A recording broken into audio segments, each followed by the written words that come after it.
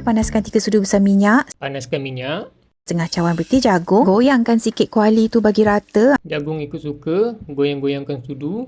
Bila bertih jagung pertama dah mula masak, boleh tutupkan kuali. Wih, dah meletup. Zup.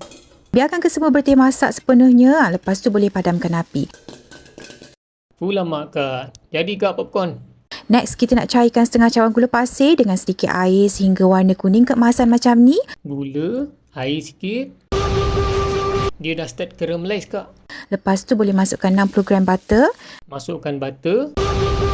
dan juga 60 ml susu secat. Saya guna air susu habis. Masukkan lagi butter. Masukkan sedikit garam dan juga esen vanila. Kak, saya tutup api. Dia macam nak hangit ah. Padamkan api, baru boleh masuk setengah sudu kecil baking soda. Buka balik api. Masukkan baking soda. Teruskan kacau sampai gula tu dah naik gebu macam ni. Masukkan popcorn kita tadi. Hati-hati tau. Hati-hati masukkan popcorn ni. Kemudian bolehlah transfer dalam dulang pembakar Kemudian transfer dalam pinggan.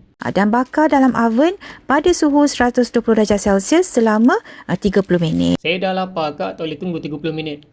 Yang ni pun macam okey ni. Tapi karamel dia tak salut semua. Karamel tak cukup. Ni hasil dia kak. Okey kan? Macam rasa jadi tak?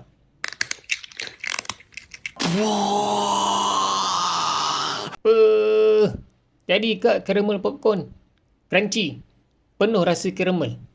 Yang saya buat ni dia ada rasa, sikit je rasa hangit karamel tu. Tapi hangit dia tu tak overpower. Sedap kak.